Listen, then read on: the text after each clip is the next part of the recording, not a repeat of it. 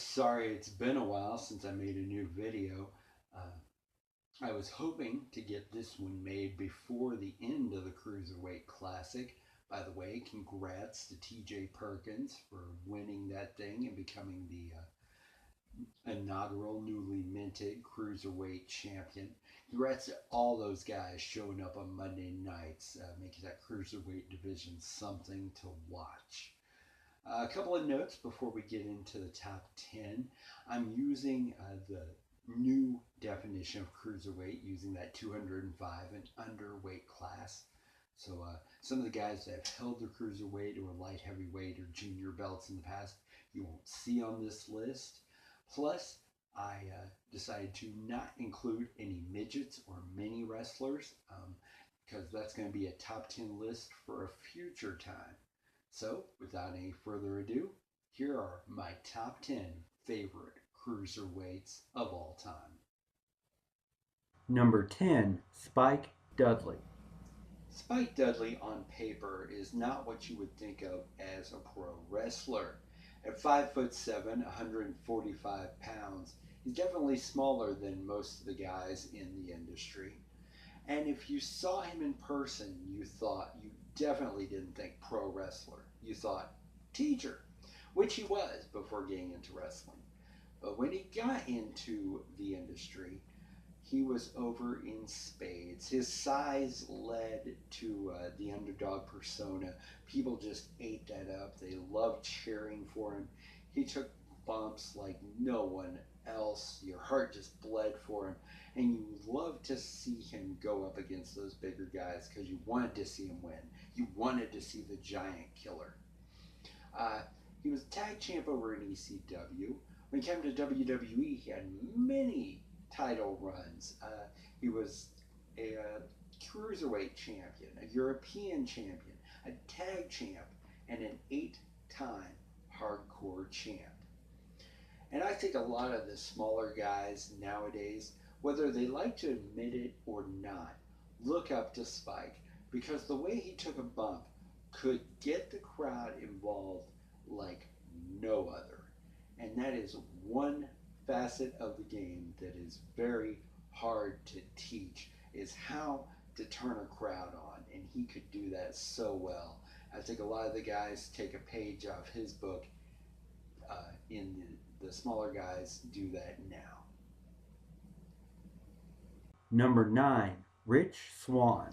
In professional wrestling, you can teach so many things. The actual working in the ring, how to speak on the mic, how to do so many things. But there is one thing you can't teach, and that is charisma. And Rich Swann has charisma in spades.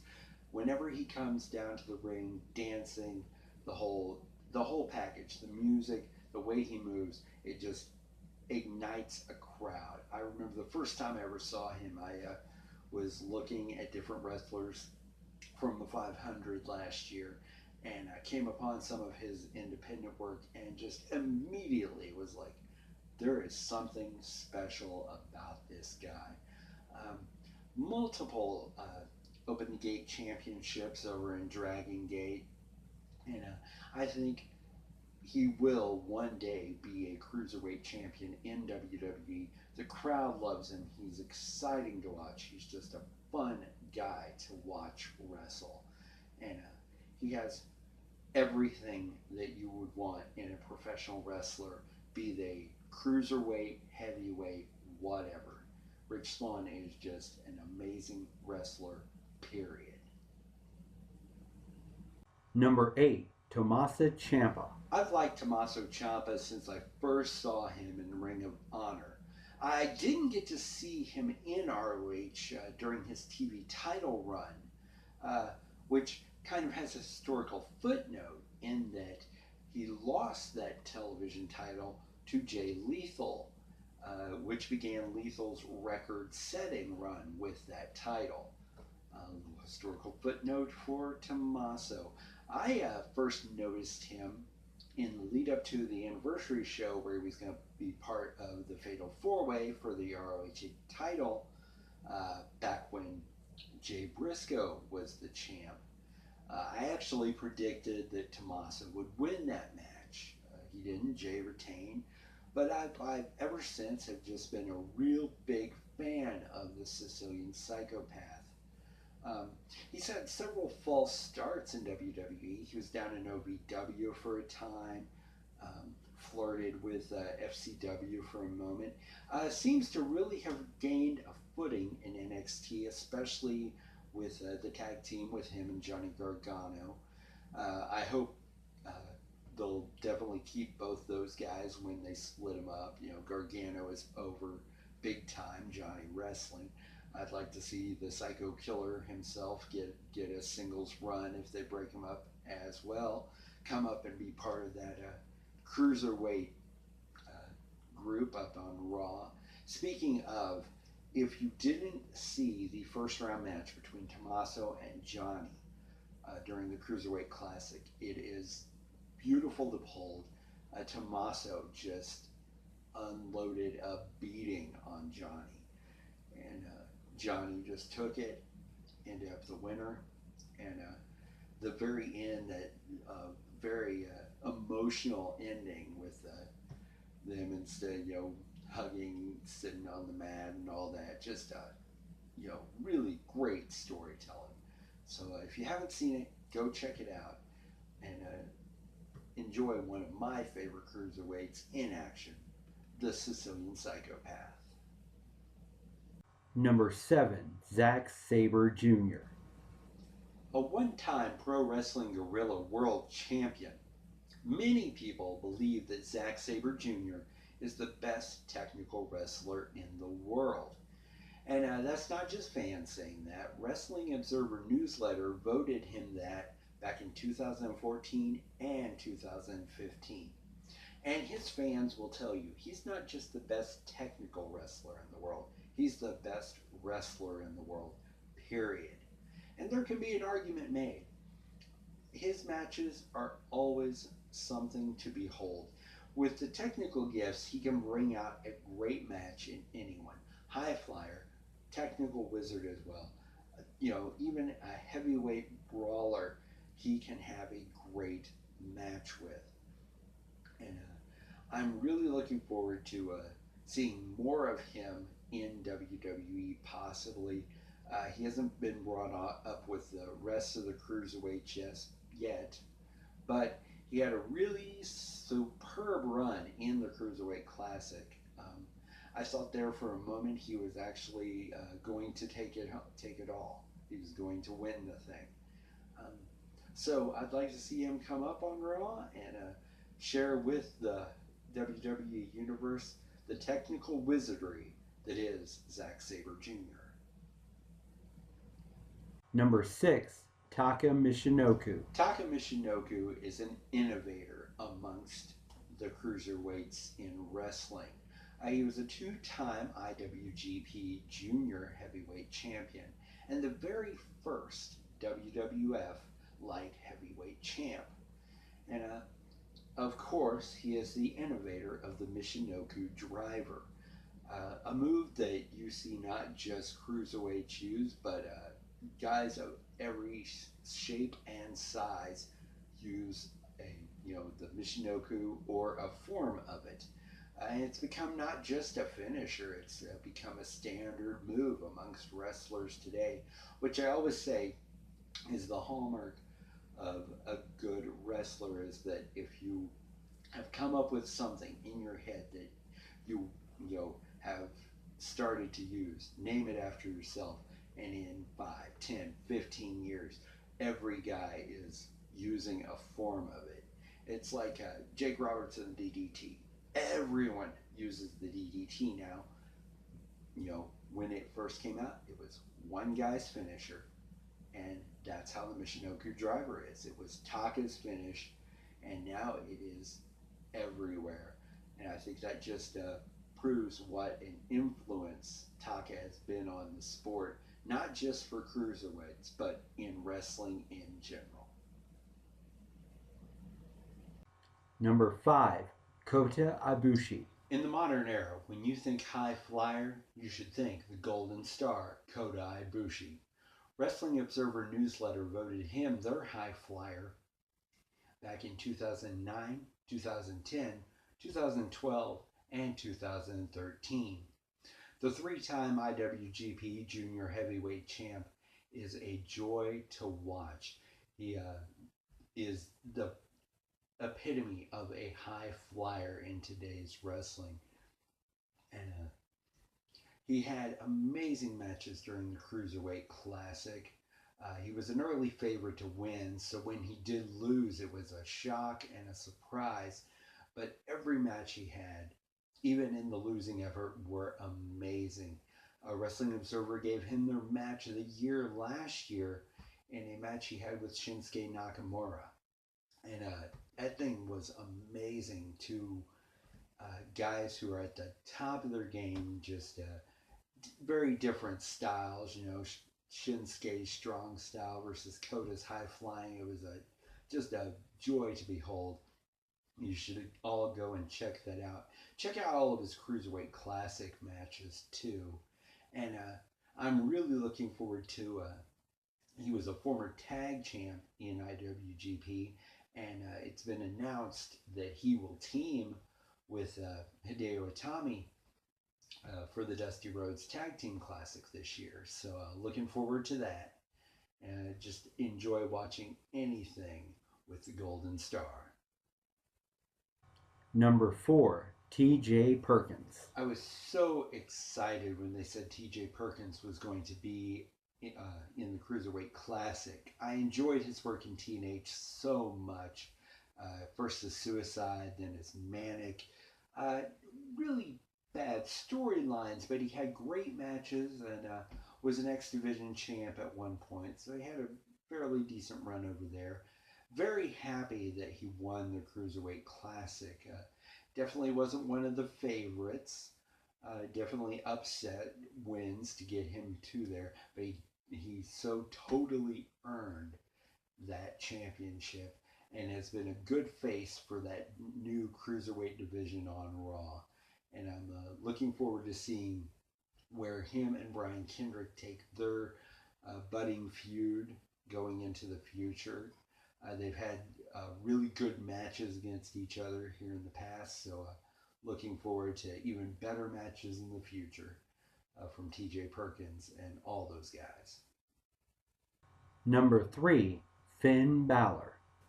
A three-time IWGP Junior Heavyweight Champion, six-time Tag Champ in their junior division in New Japan. Finn Balor is an incredible athlete. I always said that he got you. The hook was the face paint, the demon. Before those days, the Prince Devitt, all the face paint, you know, painting as the Joker and as Venom, and you know what we saw as the demon back in those days. That was the hook. That got you to look at him, and then he got in the ring, and it was more impressive than that. You're like, oh, this guy's gonna be good with the face paint. Oh, he's even better than that. Longest reigning NXT champion and the inaugural Universal champ. Unfortunately, he got injured during the match that won him that title and is on the shelf right now. But as soon as he comes back, he will have an automatic shot at that title, and the crowd is going to lose their minds when he comes back because he has great matches, is just charismatic as all get out, and just a joy to watch. Number 2, Austin Aries.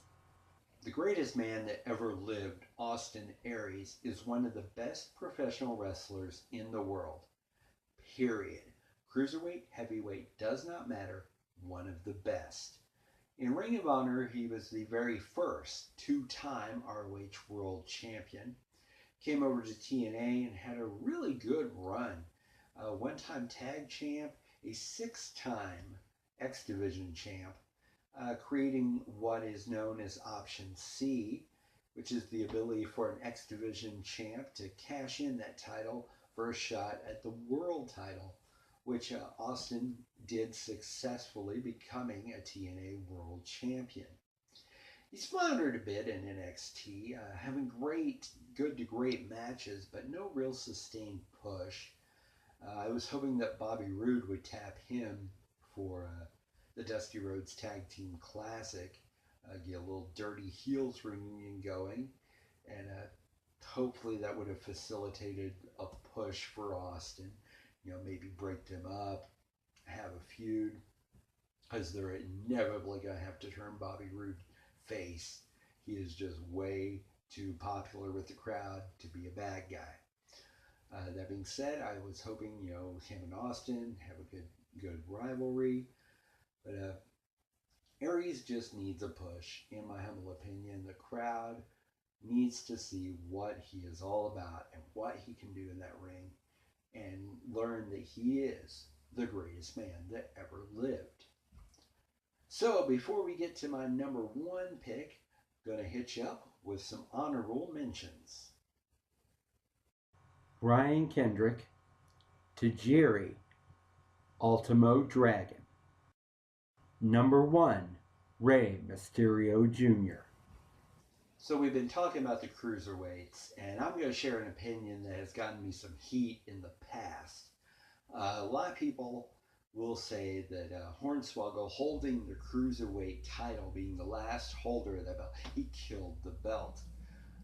Personally, I think Rey Mysterio Jr.'s first World Heavyweight title run killed the cruiserweight belt.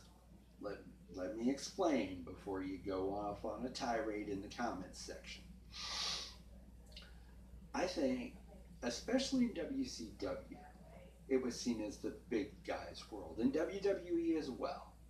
And the cruiserweight or light heavyweight belts were the belts for guys like Rey, guys that size. That was as high as they were ever going to get, especially in WCW.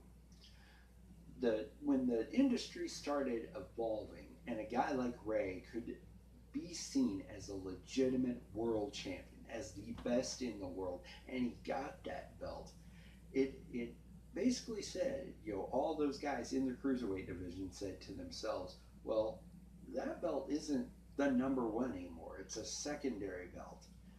I can become a world champion. And if there's a secondary belt to the world title, it's an IC belt or a US title. It seemed, kind of not even a secondary belt, but a third-rate belt. I think it's different with the new cruiserweight belt. With the whole division being given a big spotlight and Raw being a 3-hour show, I think it's a little different. But that being said, I think Rey becoming the world champion really legitimized all those cruiserweight guys as being, they could be the best. Most of the time, I'll give you all guys some accolades and stuff, and I'm able to remember the 3 or 4 or 5 facts and accolades. With Rey, I'm going to have to look at my notes because this man has done it all. Let's just say that. Wrestling Observer newsletter. Let's just go through everything that they gave him. Best flying wrestler, 95, 96, 97, 2002, 2003, 2004. 6 years. 6 years as the best flying wrestler in the industry. The most outstanding wrestler in 1996. The Rookie of the Year in 1992. The Match of the Year in 2002 when he tag teamed with Edge against Angle and Benoit. The World Rumble win, the World titles, the tag titles. Just, 3-time WCW Cruiserweight champ. It's just an incredible litany of titles and accolades that man has gotten in an industry where it's thought of as a big man's world, and he's not a big man, except he's got a big, incredible talent. And he still can put on an incredible match. He's having great matches in Lucha Underground. They've put him in trios and tags, kind of did it to hide the age and his speed and everything is a little off, but he still can wow a crowd like none other. They on Lucha Underground, they're always saying he is the shining star, the you know pinnacle of lucha libre, especially in the United States. And it's true. He brought that style of wrestling to the forefront. He didn't bring it to the States, but he definitely brought it to the top, to the forefront of the industry. And, he's just an amazing wrestler and a joy to watch. So there are my top 10 cruiserweights of all time. Let me know who your favorites are in the comments section below. Don't forget to give this video a thumbs up and subscribe to the channel. If you like the show, go over to facebook.com/the Family One Kickout. Like us over there. You can follow me on Twitter at Festus74. And join us next time when I'll give you my previews and predictions for the upcoming SmackDown exclusive pay-per-view, No Mercy. Until then, just remember, when life has you pinned, always kick out.